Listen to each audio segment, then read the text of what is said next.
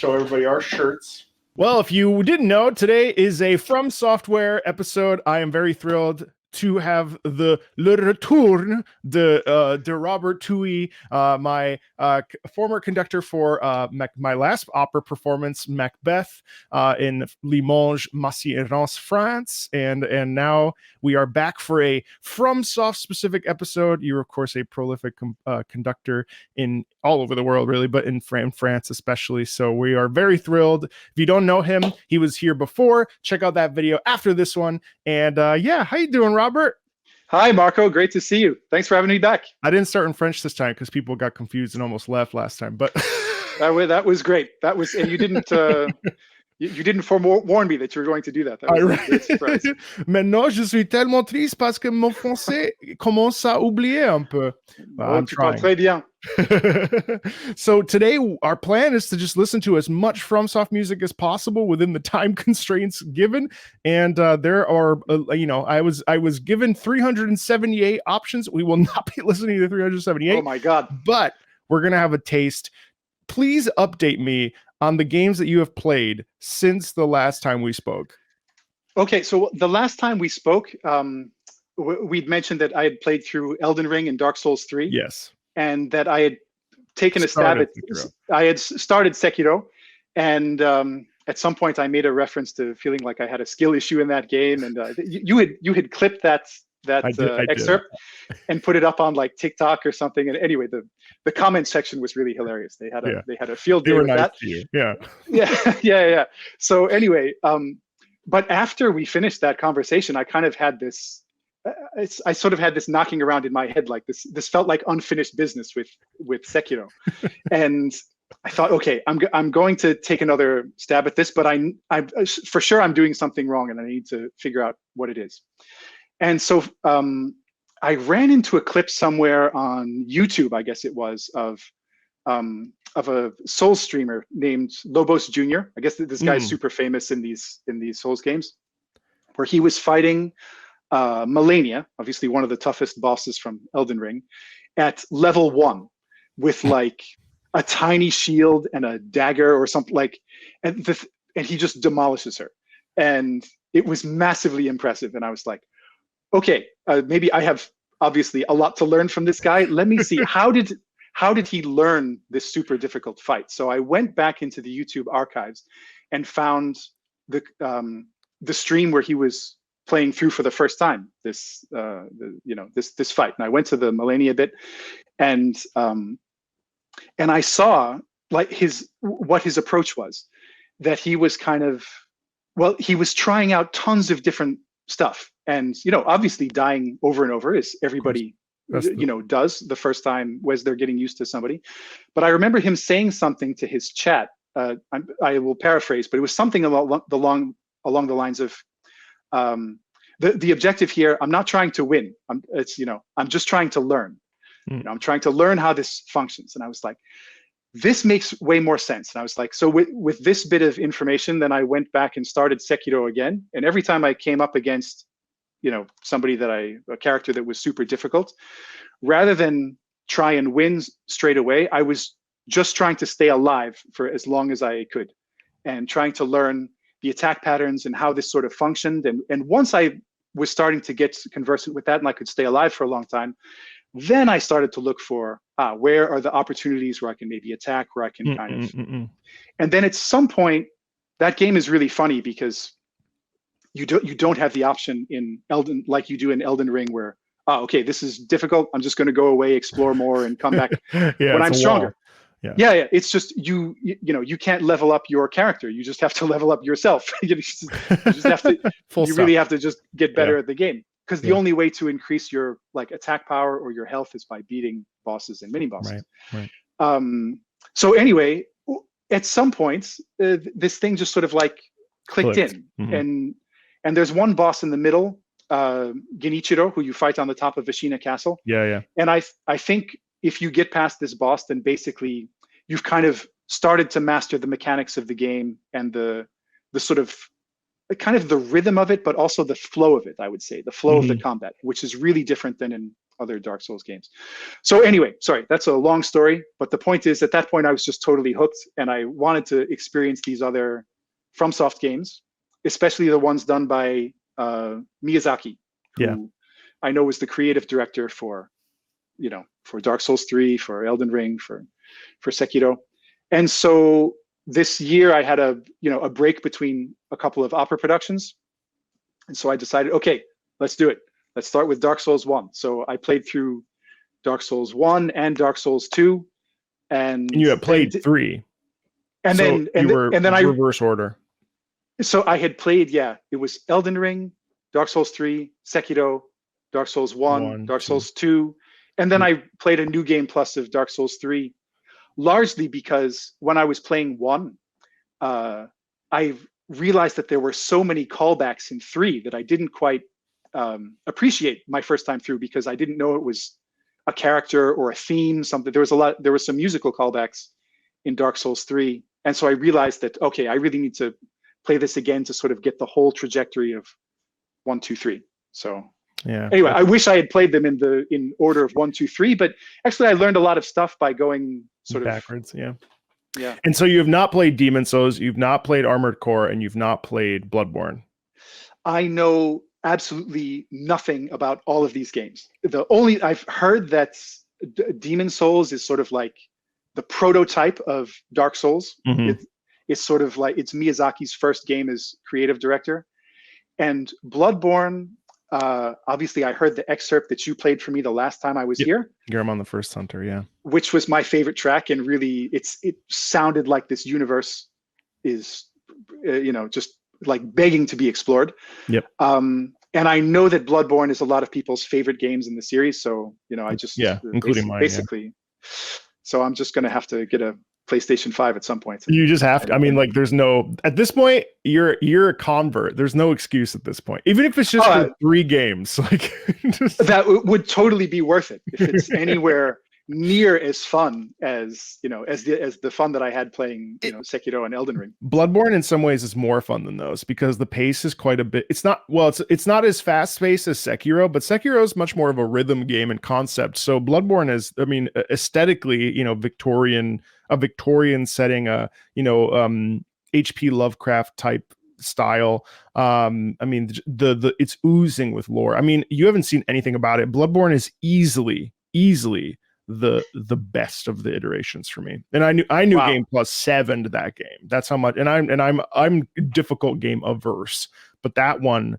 And you haven't even touched like the Neo games or Wulong Fallen Dynasty, which is made by Koei Tecmo, and it's a Team Ninja. That's a whole set. Rise of the Ronin just came out, a feudal Japan type game based around the ideas of Sekiro, and so there's a whole world of difficult and you haven't even touched Armored Core 6, which is a whole return to form for that too.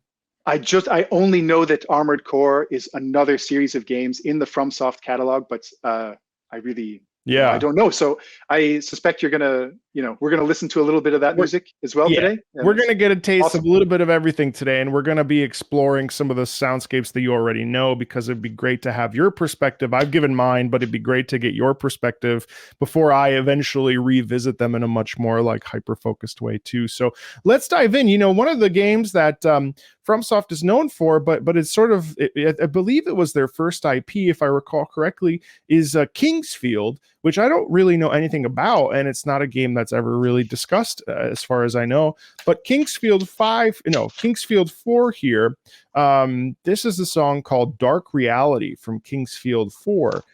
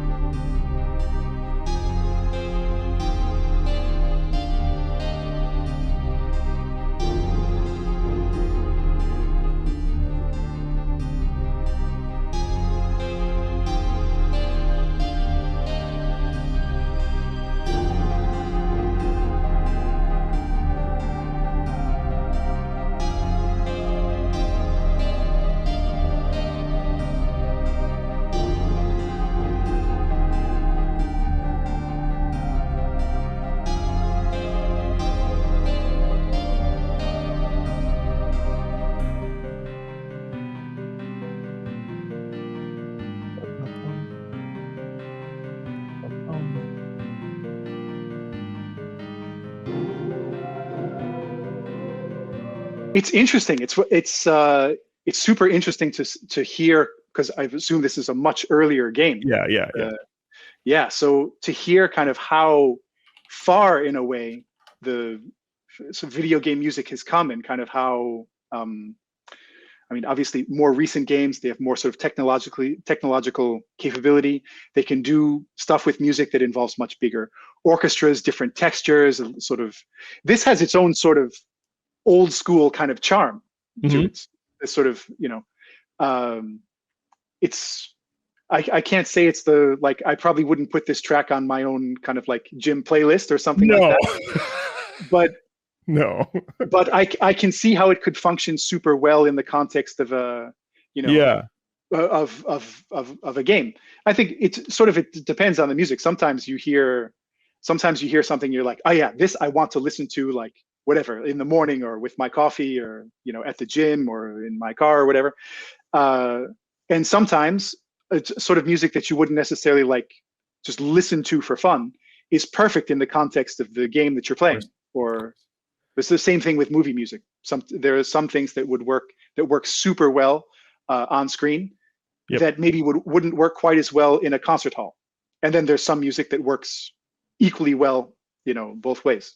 Yeah. Well, I mean, certainly I find it interesting, like the it was Kingsfield 4, I just looked it up, came out in 2001. So I mean, that's quite a it's like 23 years ago. And what's really interesting to me about it is that we still get the essence of like the sort of like dark crypt moving around. Like the soprano gives an inclination of like a shadow element or like a fear, you know what I mean? It's so interesting. Well, because like the I mean, I think because you have like a tremendous amount of echo in this, we're hearing exactly the same thing, right? I suspect. So there's a reverb on it. Yeah, exactly. And so it kind of creates this, because they're obviously going for this kind of gothic atmosphere, and with this sort of descending bass, this sort of like ongoing triplets, motion, a lot of reverb, and which sort of does give the sense of this sort of big space. And I think the sort of gothic atmosphere is obviously what they're really going for, sort of like medieval fantasy sort of thing that they explored so thoroughly in Dark Souls. And very often when they're trying to create that sort of feeling of space that they might be doing sort of visually in kind of like a boss arena, sometimes they're wide open, sometimes they're like these giant places. I don't know, like Rykard and Elden Ring or something like that. They try to do this in the music as well. Yeah, it's cool, and I also think that it's nice how you can get certain musical cues about what's happening. Like the harpsichord really plants us in a medieval, and it's interesting how we see those tropes in video game music, especially where if there is like an older instrument like an organ or a harpsichord that's really synonymous with age, or certainly the organ is actually more associated with the evil and sort of the antithesis of what it would sound like if you were like in the classical music world with a Bach St. Matthew Passion or something, which is really funny. Most organ music represents the devil. Often, I think when there's an organ that starts playing in some of these FromSoft video game tracks, I've found that sort of you get this sort of gothic sort of feeling of it, but it also has a sort of like Phantom of the Opera, like a sort of twisted, Buxtehude on crack sort of feeling. There's one of those dragons in Elden Ring, I remember, has a huge, like a really prominent organ part, and it's quite amazing and super twisted, and just it's pretty amazing. I think that's Lich Dragon Fortisax. Or no, sorry. That's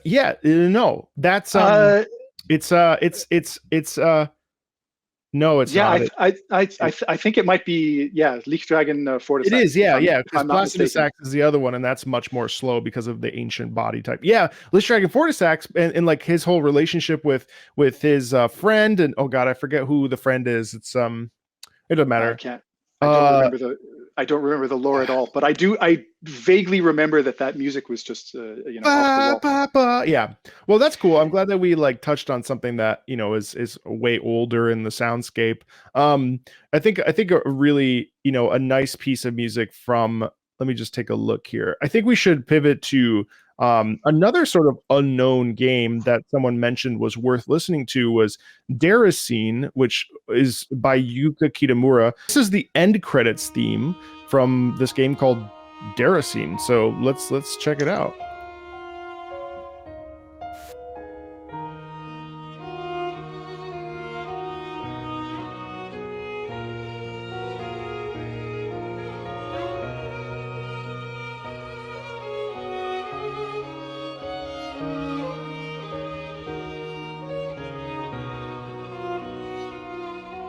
Wow.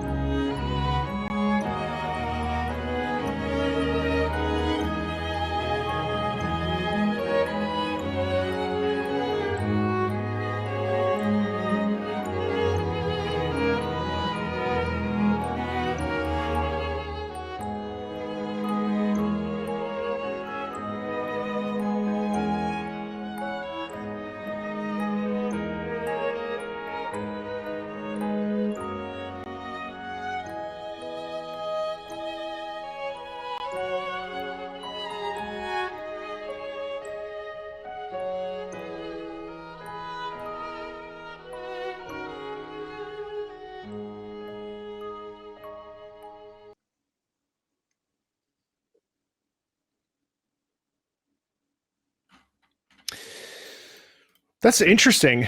Apparently, there's a quotation from the Scarborough Fair, the classic folk song there. I don't hear it, but I don't think I know that piece. The dancing with the violins, especially, was just so the counterpoint and the shared melody there, that in the sort of call and response, it was a little for slow, sure. but it was interesting.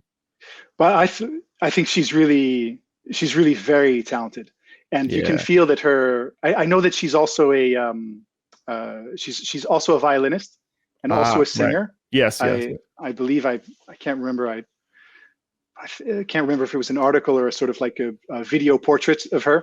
And I know that on some of these recordings, it's actually her singing, doing some of the singing and doing some of the playing. But I think the fact that she's super talented as a performer as well. I think you can feel that that's influenced her way of thinking about music, because this sort of contrapuntal writing where you have many lines at the same time, and kind of, the ebbing and flowing within each other, exactly, and the way they interact is really nicely handled. And I also appreciate the fact that she has such a kind of a smooth feeling for the way harmony can evolve. The sort of the harmonic motion of her pieces as well. It's in contrast to some of the other composers who are also super excellent in FromSoft. But if you compare like the guy who wrote most of the music in Dark Souls 1, you have many more sort of like sort of jagged changes of harmony. Oh, Sakuraba, and Sakuraba. And Kitamura also did it, but Motoi Sakuraba, Yeah, I think he did most of Dark Souls 1, if I'm not mistaken. And I think if you compare their sort of two styles, and I know that obviously they collaborated on some of the same games together, and she quotes his music at the end of Dark Souls 3, of course, and that amazing moment from the Soul of Cinder. But his music there are more sort of jarring harmonic changes. I think, and he's really doing it on purpose to tell us something about the characters that were Ornstein and Smo is a particular one where like what happens harmonically in that fight is crazy. You're going from one key to another, and then you feel like he's preparing one key, and then you end up going someplace totally different, and which is just perfect for the complete and utter chaos of that fight. Yeah, terrible. Of that encounter in Anne Orlando. It's just it's really pure mayhem. And the music captures that perfectly. Her style is really super different. And one thing I really appreciate is this sort of like fluidity of her feeling for the way harmony can flow. Yeah, there's a real like a legato connection with her that's really, really nice and really apparent. I mean, you're right, because some of these pieces can be very jagged and very harsh, and still be beautiful, but just have that tonality of sort of almost musical violence. Whereas hers tends to be a little bit more like sensitive, even though it can get quite crazy. It's interesting. Yeah, I think. But I mean, one thing that you can, even in sort of quite violent fights, very often she had, and I guess it comes from the fact that she's a violinist, also a singer, that there is a kind of feeling for line, which I really appreciate. And also another thing I very much like about her music is that often the violin or the strings, when they're not playing the sort of main part, they often have incredibly intricate things to do, like in the middle of the harmony. Yeah, and so sometimes you will have like this sort of overarching harmony, and you have a sort of big singing line, and then what's happening for like the violins and violas in the middle is like something super rhythmic and intricate, and kind of, so you have something that's sort of dancing inside at the same time as it's singing, and at the same time as we have this, But I think she's very, very talented, and it's a good marriage between her and FromSoft somehow. Yeah. I know that she's now left the company, but she's it was such a beautiful collaboration they've done for such a long time. Stuff like this, I didn't even know this existed.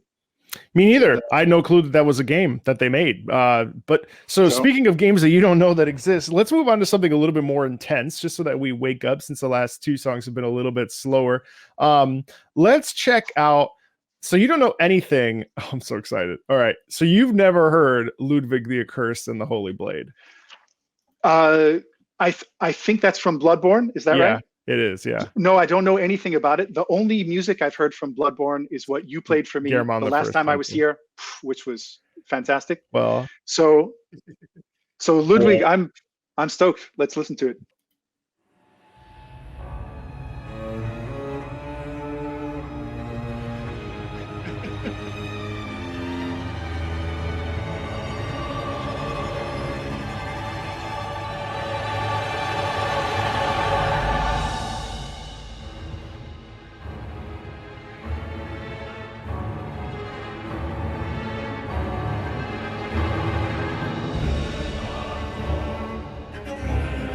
oh, cello is mesmerizing.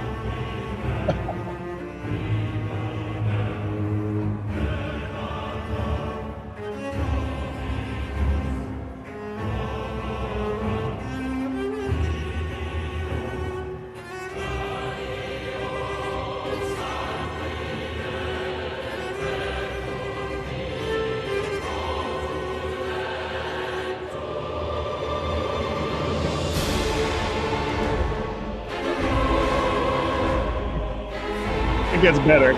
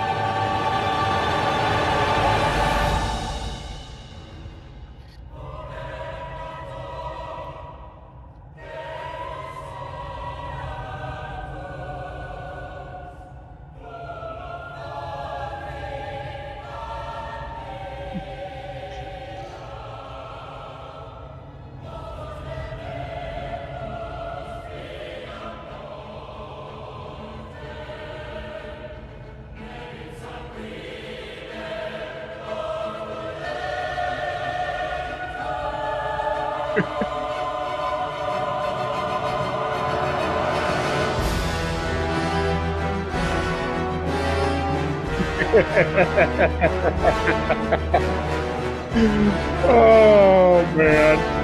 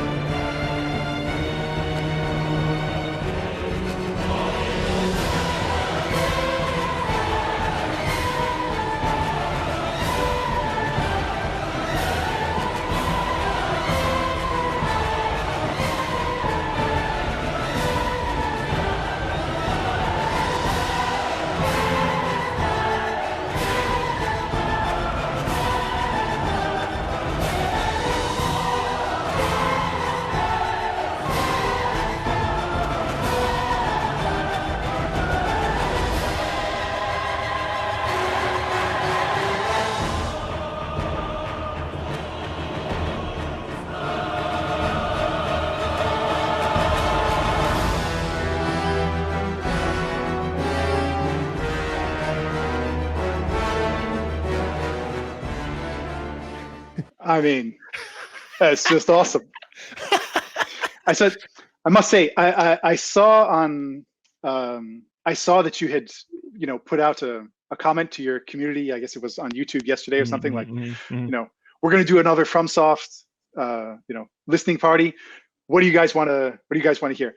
And I just I saw that there were hundreds of comments, so I couldn't quite go through them all, but I did take a quick glance at what people were suggesting. And I thought there were a ton of interesting suggestions that I saw a lot of people suggesting Ludwig. And I was like, I don't know what it sounds like, but I'm sure that it is absolutely epic, and it did not disappoint. So, Can I tell you how excited I was to have you be the first person to show you this piece? This is easily the best piece of video game music ever written. I mean, it's enormous, I mean, it starts big, and then, but somehow they're able to sort of play with all the different, elements possible for a composer to still kind of have it get even more epic and more, when you sort of drop out all the instruments and you have just the chorus, and you'll have another sort of like build up, and even a second, even bigger build up. Yep. And a lot of this rhythmic play, and this big brass, fantastic. Oh, with the big beats like that. I know, I can tell your brain that you would like to program that immediately. Well, another thing that sort of occurred to me is that I can, and I'm sure that you're sensitive to this as well, but I can hear when the musicians playing it, when the orchestra and the singers are having an absolute blast, because and you feel this 100% in this track. Yeah. That when they showed up at this recording session and this arrived on the stand, and they start playing it, and you can. I don't want to get into discussing it at all, because I feel like I just know that I've just convinced you to, and I still take full credit for you buying a Nintendo Switch, but I take full credit for when you buy that PS5, because playing the old Hunters, I mean, I'm going to show you a couple more tracks from Bloodborne, and just it's is the old Hunters is that the DLC? Is that part of? Okay. It's the DLC, but the original, the base soundtrack is still just as good. It's just that these are I'm about to play you 3 other tracks from Bloodborne that are just like now I've heard a grand total of 2 tracks from Bloodborne, and they've both been absolutely amazing. So yeah. Well, let's delay some of this hype for Bloodborne by taking a look at something different. Let's take a look at something really interesting. One of my favorite pieces, actually, from Armored Core is actually this beautiful, painful piece called "Someone Is Always Moving on the Surface." Let me just grab it. Okay. So Armored Core is another game I know nothing about. I except that it's a series from FromSoft. Yeah. Think mechs. Think it's challenging, it's hard. Not in some ways the same ways as the Dark Souls series, but it's much more Armored Core is like, and I don't really, it's been out for a long time. I think Armored Core 1 came out in 1997. So it's a series that was, for a long time, fans, was really kind of dead and under the surface, because FromSoft had been so focused on Demon Souls, Dark Souls, Sekiro, so everybody was sort of like, what's going on? And then Armored Core 6 was announced, and it really revitalized, a whole generation of people only grew up with Armored Core, while another generation only grew up with the Dark Souls series. And so this was kind of like this beautiful meeting where everybody sort of got to say, hey, I'm, this is the OG, as it were. And again, a totally different soundscape. The piece I'm playing for you right now is not actually what all of Armored Core sounds like, but it's one of my personal favorites. So there's more tracks we'll listen to here in a second too.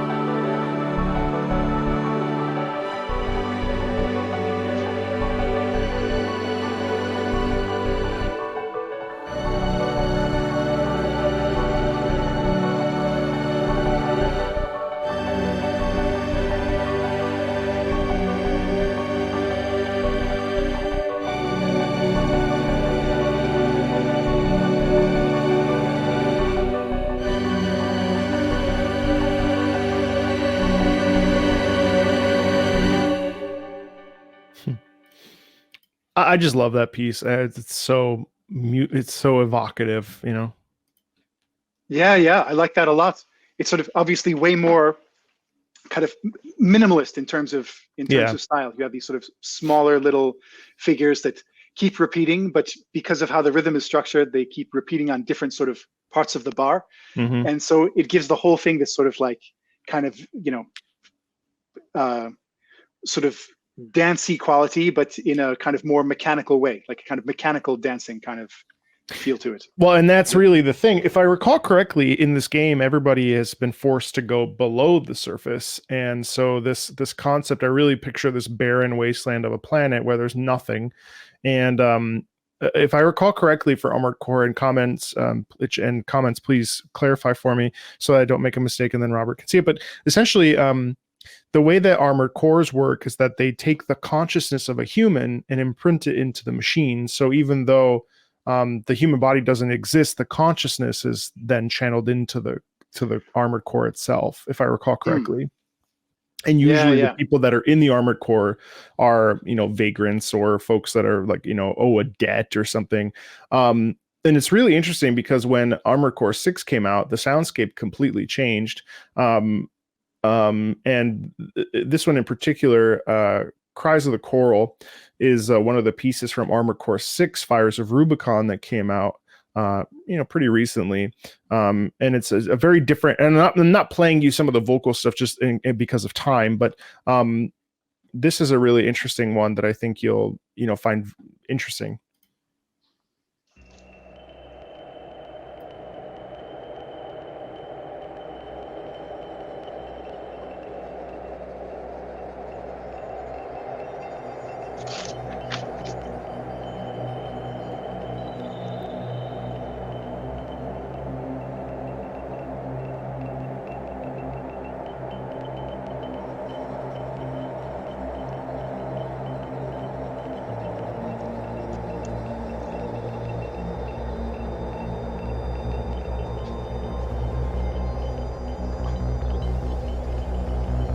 So obviously like a synth element there pretty heavily.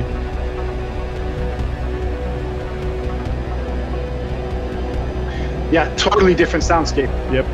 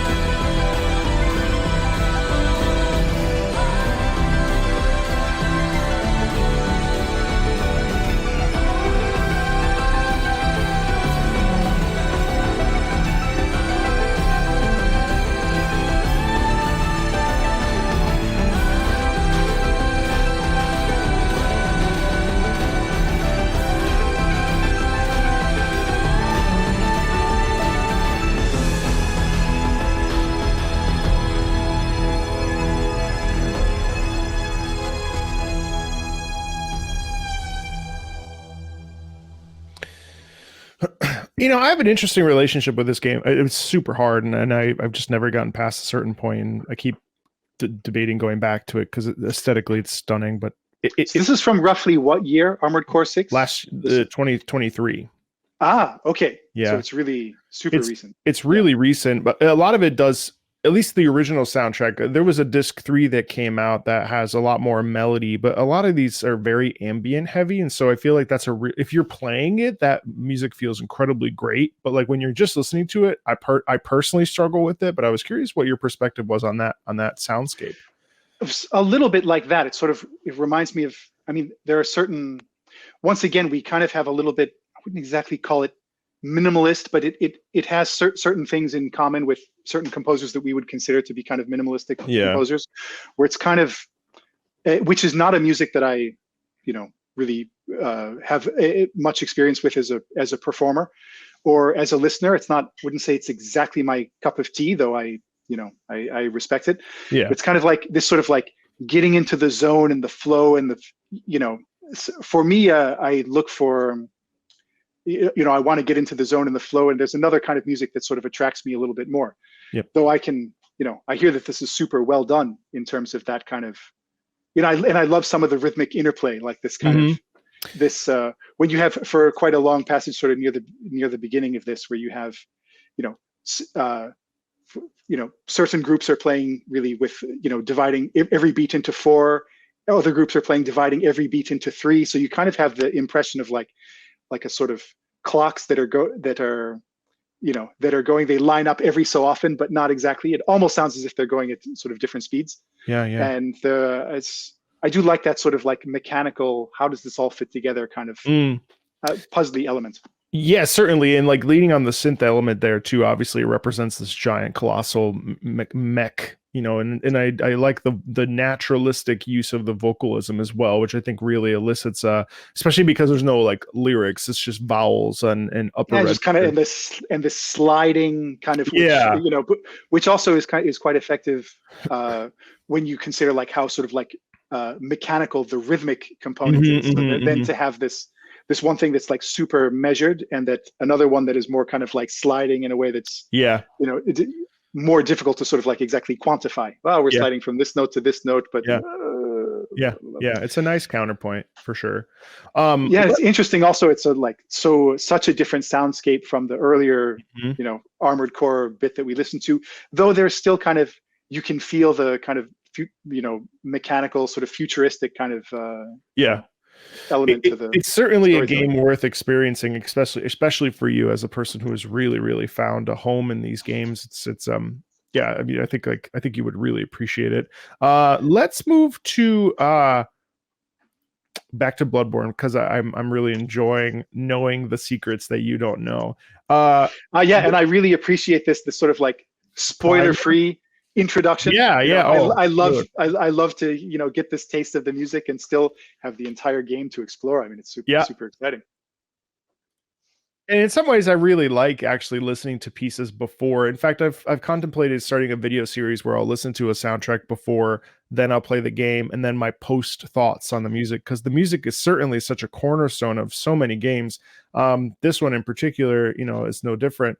I think that's quite a good idea, because one thing I will say about these games is that sometimes, well, it sort of depends, but for the FromSoft games, sometimes they're really pretty, they could be a little stressful. And sometimes you're so busy trying to stay alive in this universe where pretty much everything is trying to kill you. Around every corner, and when you get to some of these big confrontations where it's difficult to sort of take it all in. So I think there's a good argument. I mean, it's only on sort of like multiple playthroughs when you kind of really know how it functions, and like, So I think that's a good idea for a series. Yeah. Okay, so here I've got this. This Lady is Maria. Lady Maria. Okay.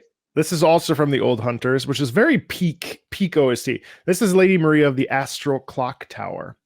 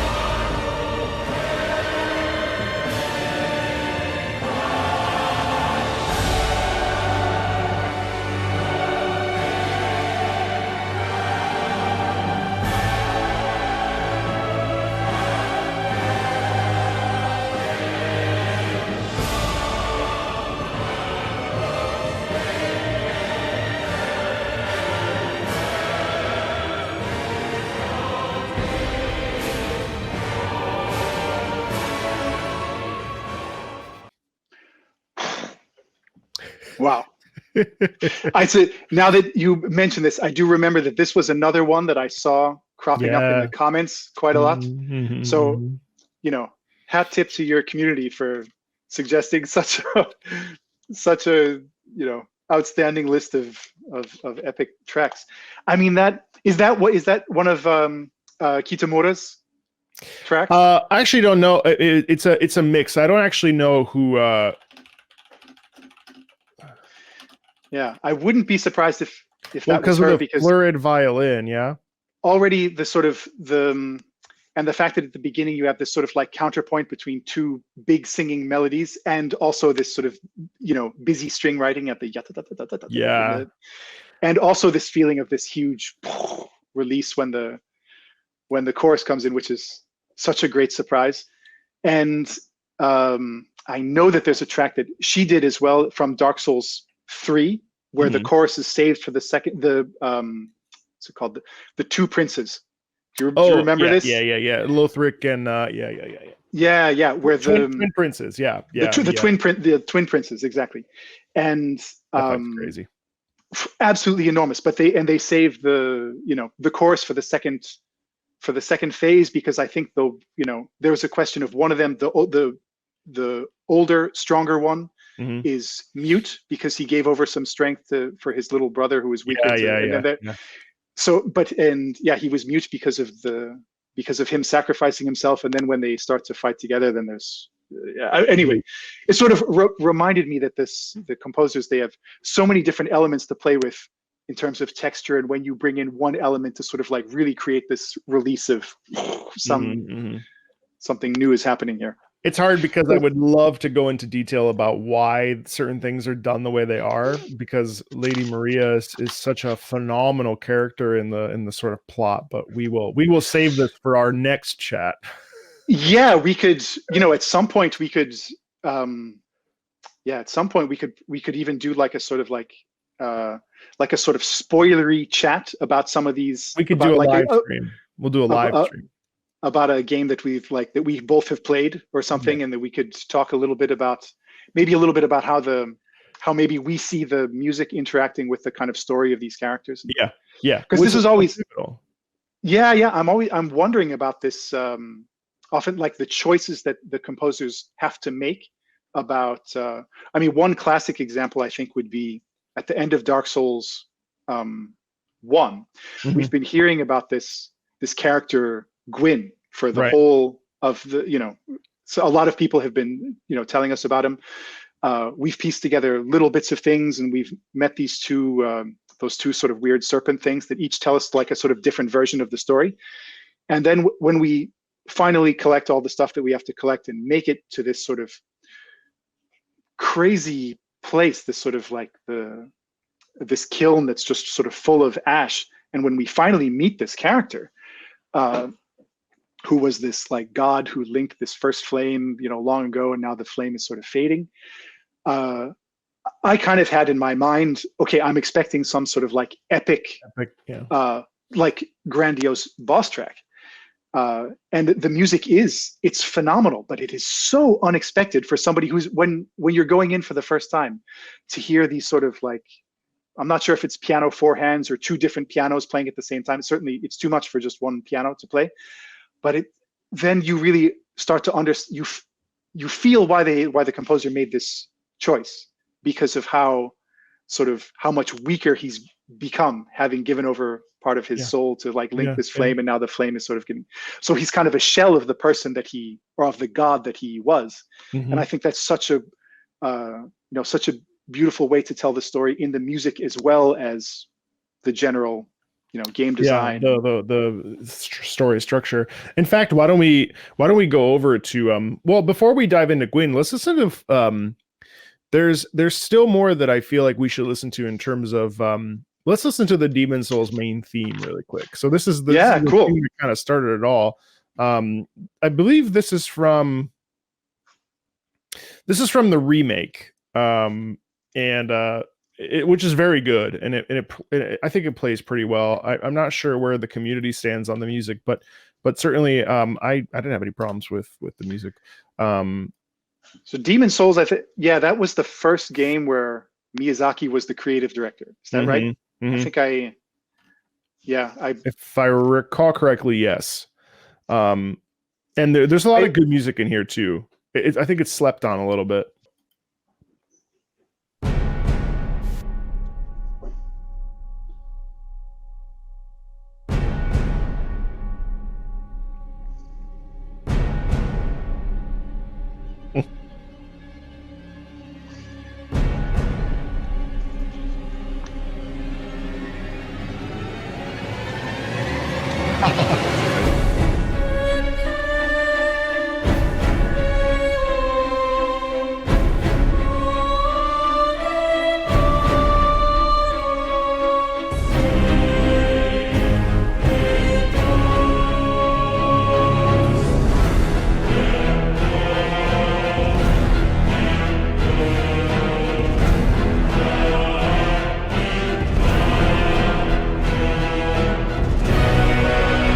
Hear that?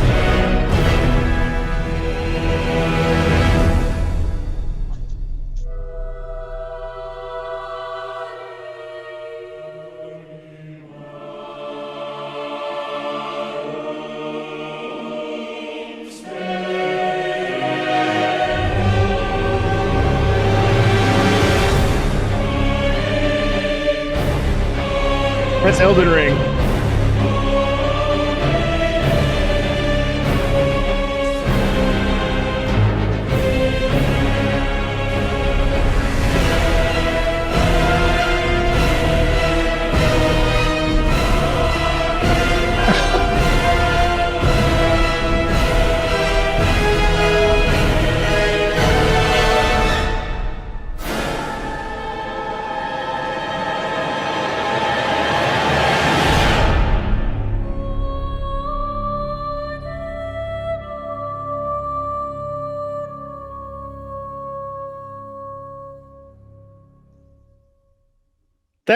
That's the Elden Ring motif. Wow. So that's the main theme from this prototypical game. Yeah, that's by Shunsuke Kida. And I haven't heard that actually. Oh, I mean, I have, but just not. I've never sat down with it. It's interesting how there's a lot of like sections that kind of give it some space, and then they come together. Yeah, quite a few super different textures, but funnily enough, that all of which have sort of become kind of emblematic of the series. The sort of the break off and then the chorus, the one solo voice and the kind of and then they merge together at the end. Yeah. That's a really interesting track. But well, hold on here, because now let's just like take a listen to this motif, because if you click on that, this is the final battle from Elden Ring.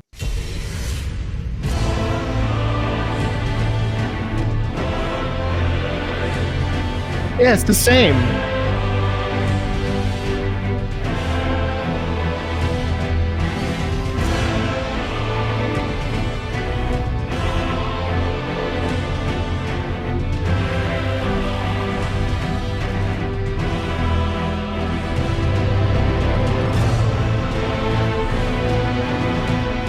It's the same.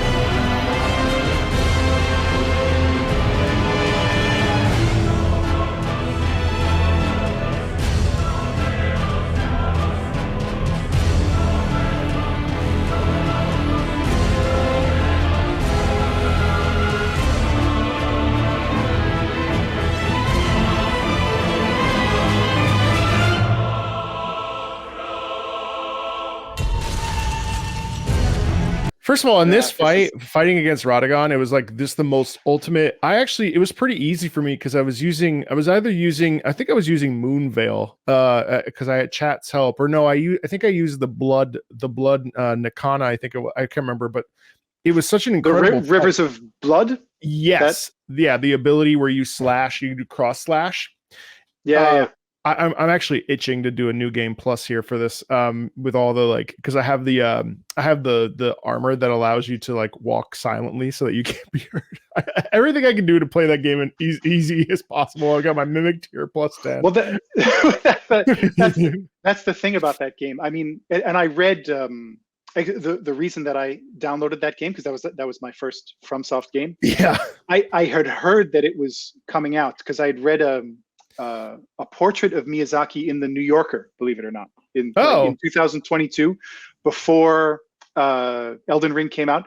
The New Yorker did a portrait of Miyazaki, and they sort of talked about it. I remember thinking, like, this guy, he sounds super interesting. And remember, my only experience had been trying Sekiro, like the 2 years before, just be like, no way. But the article was super interesting. And it really gave me, really made me want to try it. But one of the things that they mentioned in the article was that this universe was going to be full of some things that could also make it a little bit more accessible for people to sort of to get involved. And then once I started playing the game, I realized immediately, like, the game is it's as hard as you want to make it, because there are some super broken weapons, and it's always possible to sort of like, call in help or sort of, and then it's also possible to just like, play my first playthrough, I used absolutely everything I could get my hands on to make it easier. And then my second playthrough, I was like, okay, no summons, no anything. I'm just going to go through with, yeah.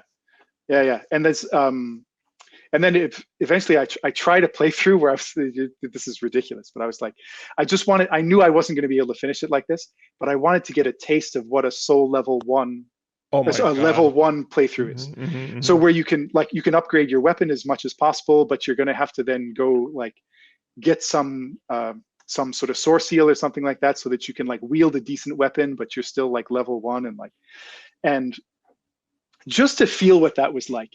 And that was super interesting. I made it through, I got past Margit and Godric and Renala.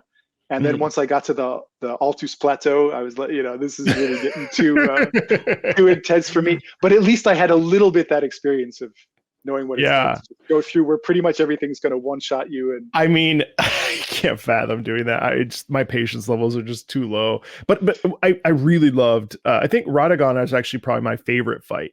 Just the sheer, like, just dodging his big swings and then the earth rising up and it was just incredible. And I actually love the cutscene too as Elden Beast. Oh, spoilers, I guess, for those of you that have spoilers for people, but but the game's been out for 2 years now. Yeah, I mean, I feel like 2 years is enough time. As you emerge, as Elden Beast sort of emerges out of Radagon, I'll never forget the first time I heard Elden Beast. I just was so blown away by it. Yeah, I think that's and now, looking back at it, I think we can see that very often the FromSoft, they have a way of doing something very creative with the music for the final confrontation.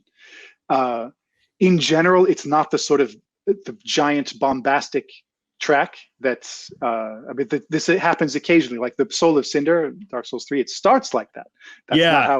That's not really how it finishes. Whereas most of the other sort of and also the final confrontation in Sekiro with the Sword Saint is really is epic.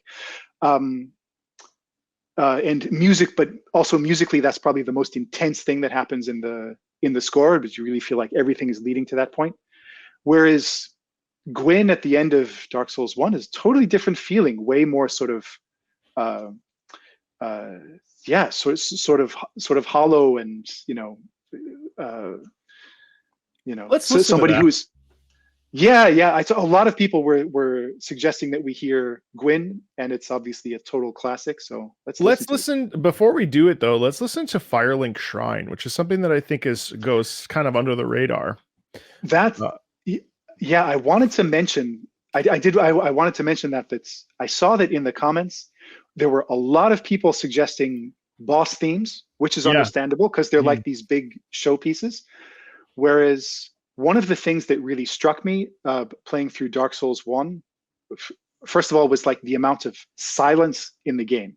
Yeah. Because there's for almost all of it, you're just walking through this sort of this bleak universe, and you're still kind of piecing together why things have gone wrong. Like you don't understand the whole story when you start. Yeah. And also, I think this is sort of accentuated by the fact that at the beginning of this game, which it's a little bit frustrating at the start until I sort of understood why, but that you can't sort of like fast travel at all. You can't warp from one place to another. So you really have to get a feeling for how all of these places are related. And if you want to like, oh, I have to go back there to get this thing, well, that might be a trek that might take you an hour to get there, you know? And so I think that was totally a brilliant decision. And also when they allow you to fast travel between certain ones, that comes at exactly the right point of the game. But anyway, in terms of the music, I think that sometimes you just said Patlon. That's so funny. Sometimes the music for example, Firelink Shrine does get slept on a little bit, whereas every time you actually make it back there and you hear this E minor chord, and then this super strange, the second chord, which has like you're almost expecting kind of an A minor chord, but that's not exactly what you get. The violas move up to a D instead, and then the third chord sounds like it should be just a normal B7 chord, but then actually there's this C natural in the harp on the top. There's like tons of little details that make it just a little bit more spicy and a little bit more more interesting than because also it has to have this feeling of kind of, okay, I'm home, but it shouldn't feel totally peaceful. It has to have a little bit of, that you can feel that there's something still not quite right about this whole universe that we're in.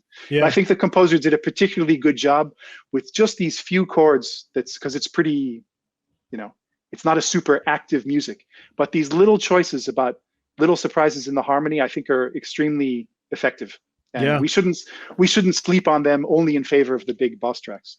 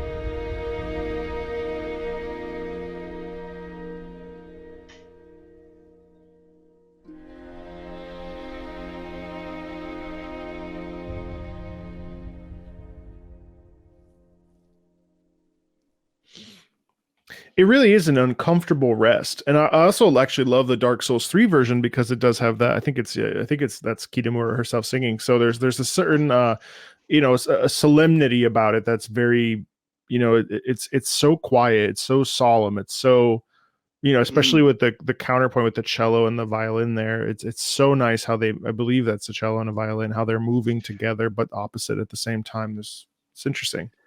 I love this. I love this music. I also love the music Firelink Shrine from the first from the first Dark Souls. Both of them, I think, are just fantastic at creating this sort of ambiance. What I particularly like about this track are these really pregnant pauses. Yeah. This music sort of goes, then it sort of, and then after a breath, it sort of starts up again, and I think it sort of highlights this sort of cyclical idea. And I know that this is obviously something that's super important to the sort of like the philosophy of the Dark Souls sort of universe.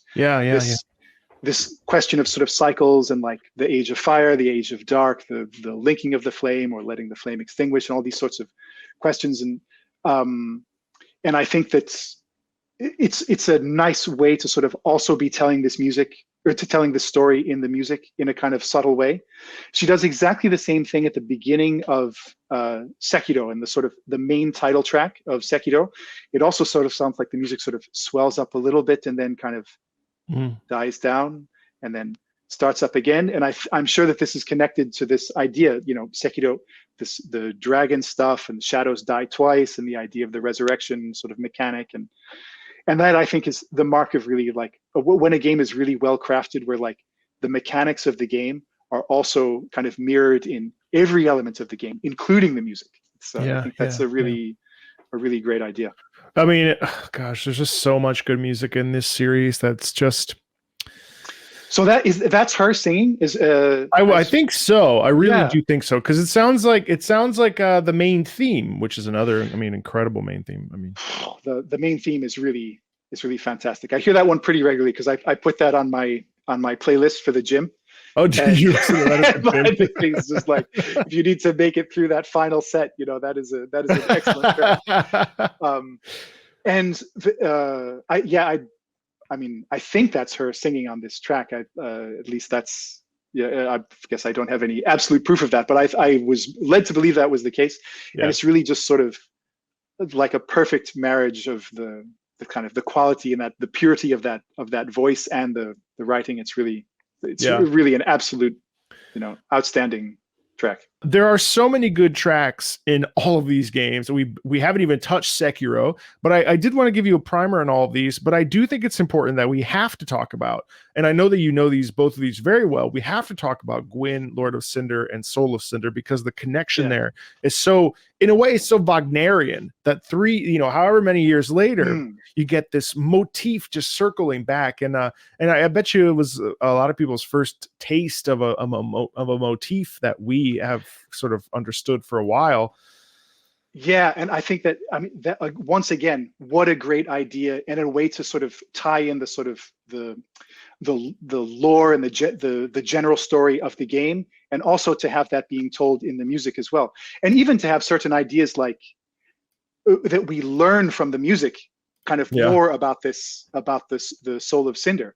So this blew my mind. Obviously, I learned it all sort of out of order because I played Dark Souls 3 first, and then I remember getting to the second part of this fight and being like, whoa, this music, what's such a surprising kind of phase 2. Yeah. And then later on understanding that, so I'm sure if somebody played these games, like started playing them in 2011 or whatever, and then like years later, they get to that fight and then they hear this unmistakable theme, and then realize that, so this character, that I'm confronting is sort of like the amalgamation of all the people and all of these cycles who've ever sort of like gone through this process and linked this flame. And like, so in a sense, you're also kind of, you're fighting against a part of your own character from Dark Souls 1. Right. Which is not sort of something that's sort of like really made explicit in the game as far as I've understood, but it's explicit in the music. So yeah. Yeah, And it's a cool thing, and I mean, I think that was lost on me when I first had my taste of it. But I have to say that it's a really profound thing, and one of the things that I loved reading is about how emotional this made people, and it was a really beautiful thing that here's a video game, and we're sort of trying to elicit these feelings when we are performing or creating classical music performances, and yet here's a game that did it essentially so easily. Let people really feel something so deeply that it can be tough for people if you go to the classic music concert sometimes, Yeah, I remember that in this, once again, in this New Yorker portrait of Miyazaki, and I would really strongly suggest anybody to go out and find that from 2022, because it's worth a read. But one of the things that he talks about it's one of the things that he mentions is that he's not particularly a very skilled video game player by his own admission. So he dies a lot, and he was looking for a way to make this to make death mean something in a game, and trying to make a way for the challenges to actually mean something, and that makes the game more meaningful in a way. And so I can totally understand why somebody who's been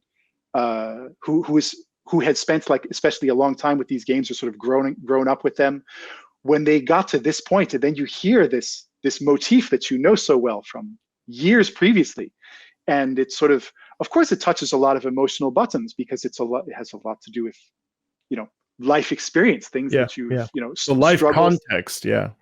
Yeah, and again, that's something that happens a lot in classical music, and I think that sometimes we really don't do a good enough job in the classical music world of helping people sort of take their first steps in classical music and understand, because it's not rocket science, and it's not but there are some people who kind of want to keep it as too closed a world, and I think that's really unfortunate.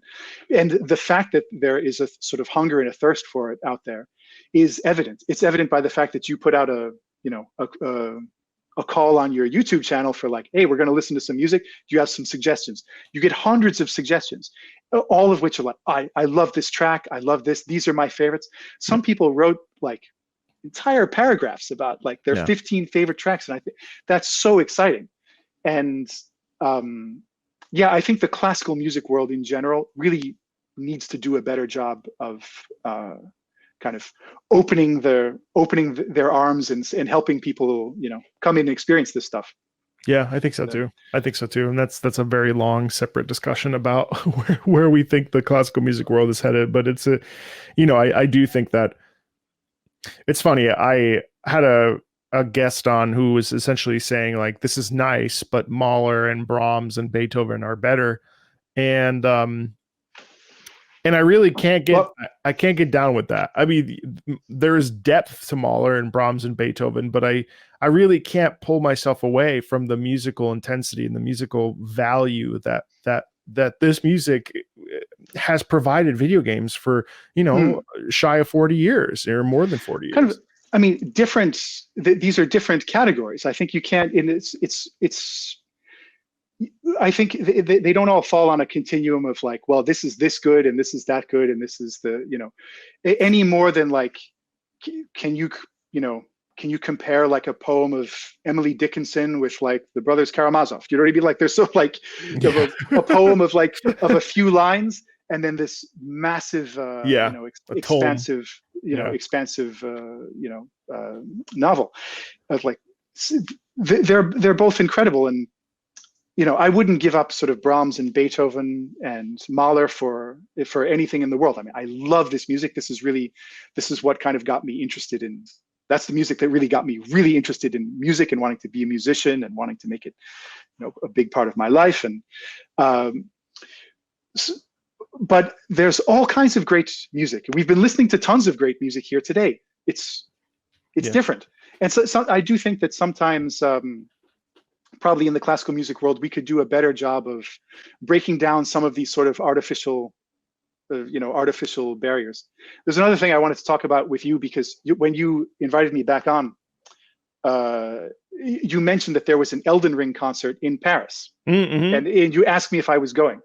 was like, so I hadn't heard that it was happening, which seems weird because, I've played the game, a few times, and then so I looked it up and I was like, it already happened. Well, as it turns out, I wasn't in Paris. I was off doing an opera somewhere. And so I couldn't have gone anyway, but I didn't even know it was happening. And they played it, I believe, once in the Palais des Congrès, which is a hall that's sort of used for a lot of different stuff, huge number of seats, like 3,500 seats or something like that. And it was sold out apparently. So the concert was a big success. But I wonder if it wouldn't have been even a sort of like a more interesting idea to kind of do like a concert in two halves, where one half of it is like a suite drawn from Elden Ring, and the other half of the concert is like a suite drawn. There's a great suite drawn from the Wagner's Ring Cycle, where somebody went through it, like no voices, just a sort of symphonic suite. That's called Der Ring ohne Worte, the ring without words. And because Wagner is a composer who went extremely far with this idea of leitmotifs and sort of bringing back the same musical idea, but sort of transformed depending on the situation. And also you have all of these giant, sort of mythical characters, because he was profoundly inspired by Norse mythology. Right. And it sort of feels like people who are really either into one universe or the other might sort of find some common ground here. And in a way that I think there's maybe a possibility there that would be a little bit less, so here we have this one camp and here we have this other camp. They've done it with Final Fantasy music. Final Symphony it's called, and it's literally suites from the games where they've taken some of the key fundamental pieces, or it's almost like an overture where they're playing multiple different versions, multiple different parts of the music to sort of set up the experience. But the Final Symphony itself is incredibly composed, and it's just rearrangements of pieces. I'll have to take a listen to it, because I do think in terms of like putting video game music into like a concert format where everybody just comes and sort of like basically just listens. One of the challenges that needs to be met is very often we have sort of like smaller, it's a few minutes, a lot of these segments, because of the structure of the games. And then how do you take these and sort of like create the sort of bigger structure for like a half of a concert or an entire symphonic suite or something like that? Film composers need to do the same thing. Like John Williams, I know he did a suite from Star Wars, which I've conducted, and it works extremely well in concert. And it really does feel like he chose, like, if memory serves, 5 different movements from Star Wars movies that he felt sort of like made a story within a story. Yeah, exactly. That makes sense together, so that you sort of feel where you are in the and so I wonder. Yeah, I mean, unfortunately, I couldn't go see this concert in Paris. I read a couple comments about it that people obviously loved it. I would have been super interested to see how they, how they met this challenge. Yeah, I'm intrigued. Let's listen to Lord of Cinder and Soul of Cinder. Go.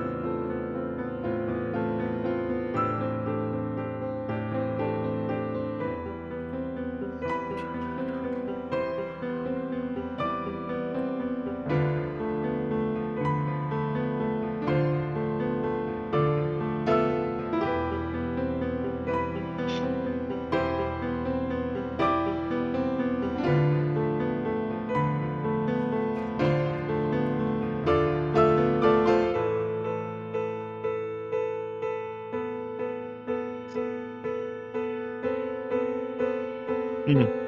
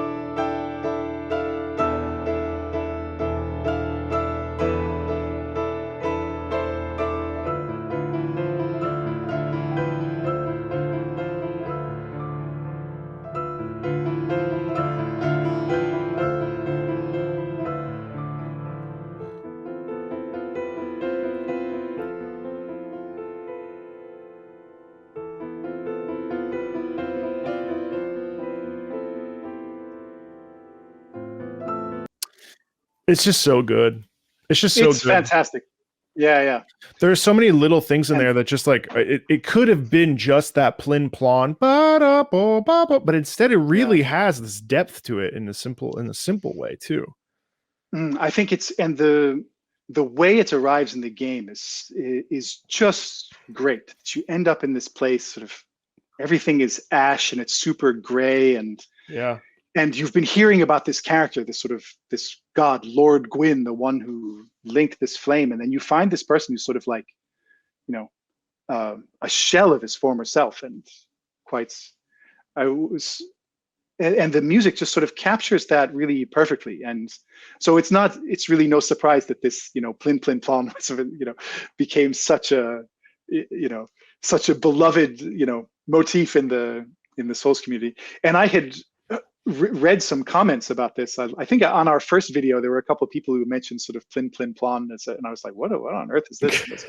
And so when I finally got there, I was like, and also because it's done by pianists playing this, and so it really does have that, and it became such a beloved motif that they brought it back in Dark Souls 3 at least twice. I found it twice in Dark Souls 3. Twice? I don't remember the first time, but that's interesting. First time is in the second phase of the Nameless King. Oh yeah, that makes sense because yes. I heard it there too, and I think that's a familial relationship to Gwyn. That's why.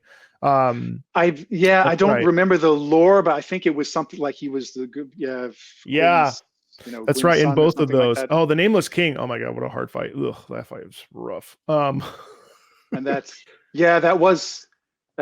one of those fights where your worst enemy is the camera. In the first part of the fight, just trying to figure out where that's what direction you're going in and who you're fighting. I mean, it's let's listen to Soul of Cinder here then. Yes, the second callback, which is the second callback, the incredible ending to this game and to this series.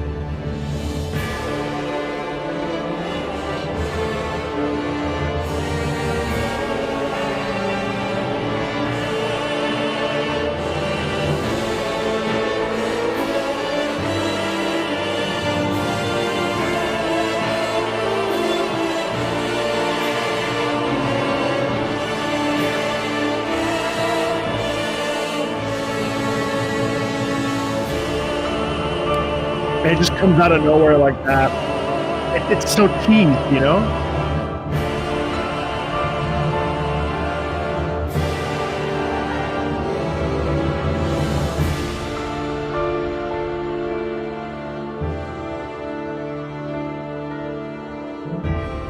Comes out of nowhere, but at the same time, it's super well prepared musically. Yeah, the way that the way we arrive at this cadence. It's amazing.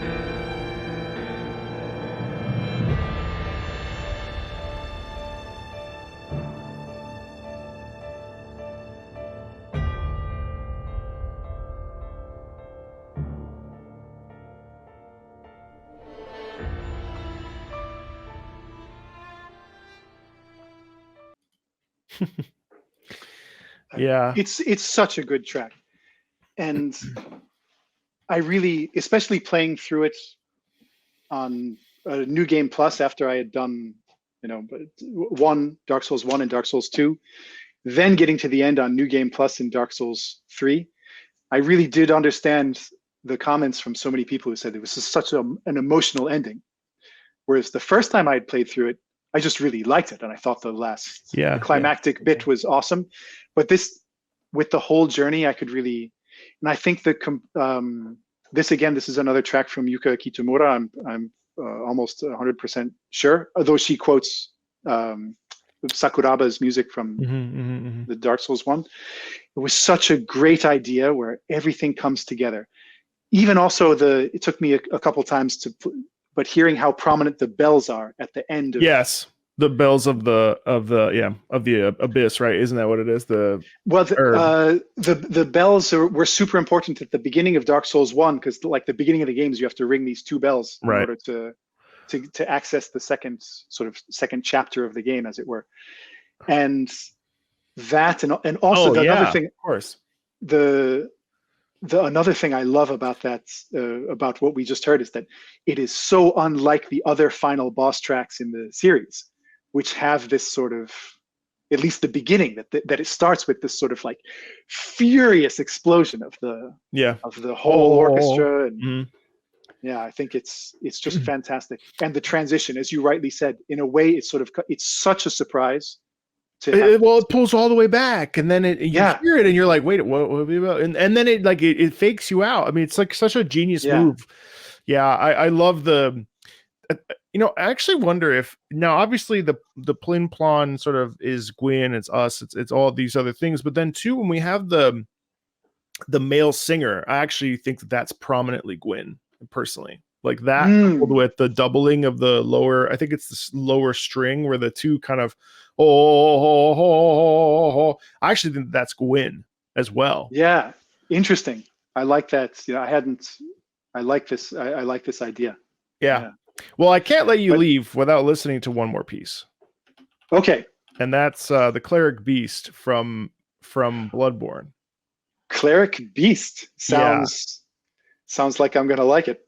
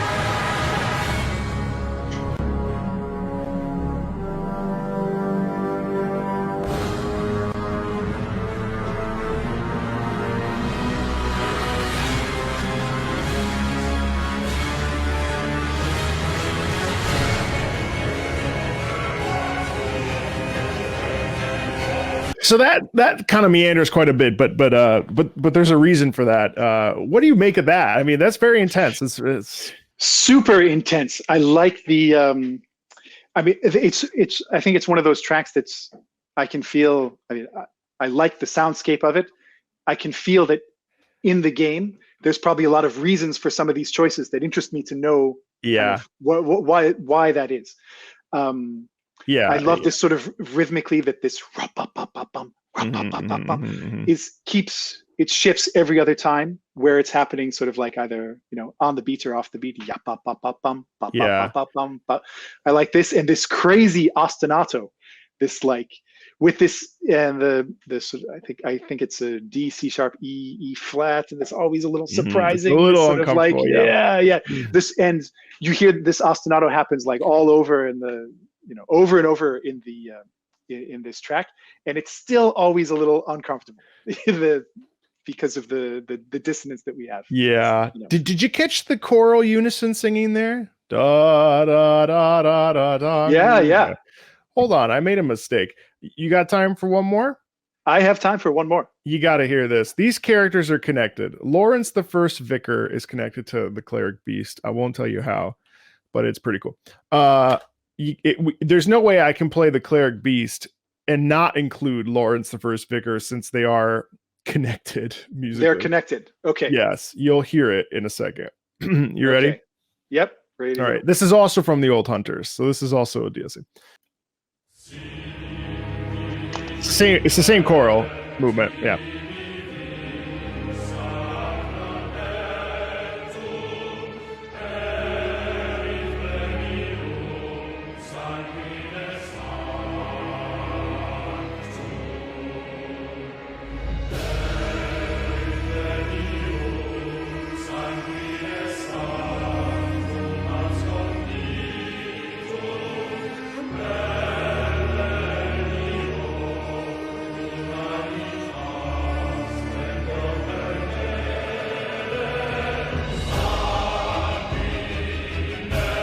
Exact same rhythmic movement.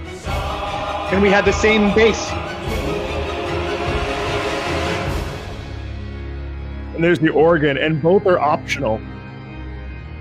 They both lead to a dead end.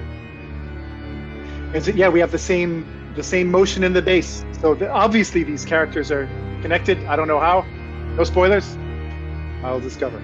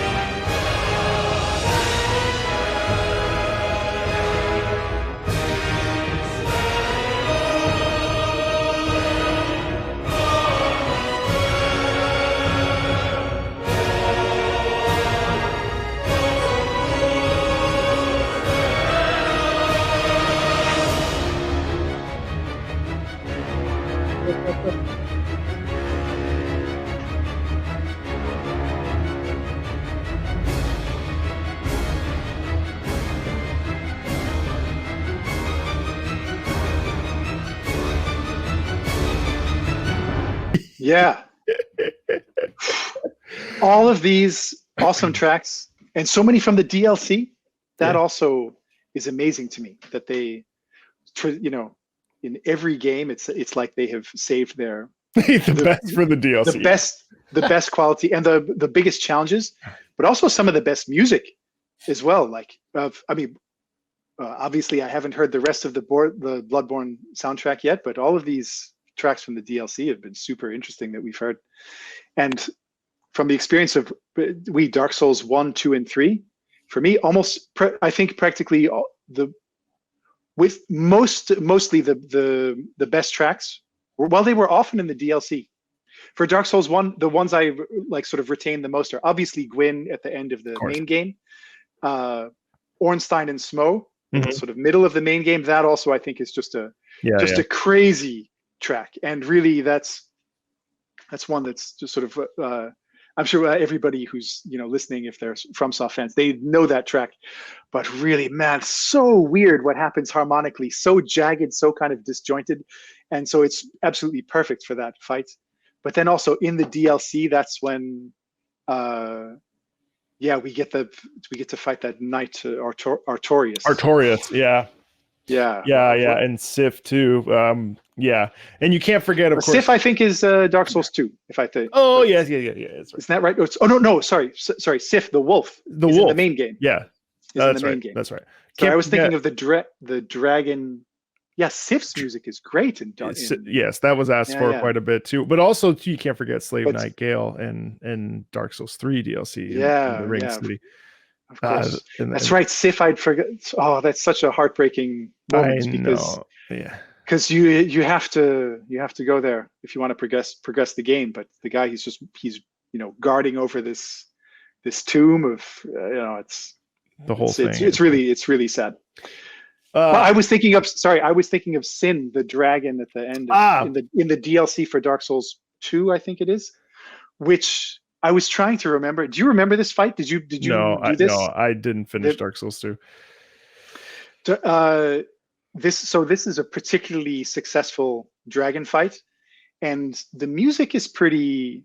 One of the things the beginning of the music is pretty incredible, and I was trying to think, why did this sort of like shock me out of my chair so much the first time I was playing it? And then I realized that almost all of this music in Dark Souls is minor keys, right? Because they're sort of because of the sort of bleakness of the universe, and this starts with a blazing G major chord, super surprising, which then twists down into G minor. And then once again G major, then once again G minor, and then the music gets a bit crazier.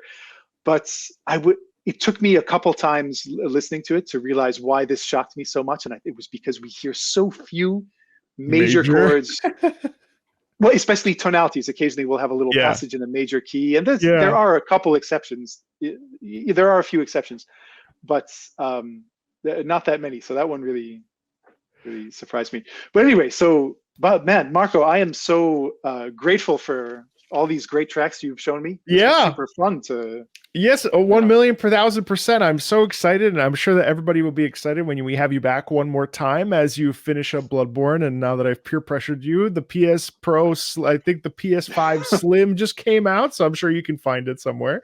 And I'm sure you got your work cut out for you. This does feel like it needs to happen, but it really, I did very much enjoy discovering this universe, and for the moment. I would put for me, Sekiro is on the top of the list. That's by far the most fun I've ever had playing the game. And then after that, it's hard to say. I enjoyed them all. I think they were all great. Different things about them.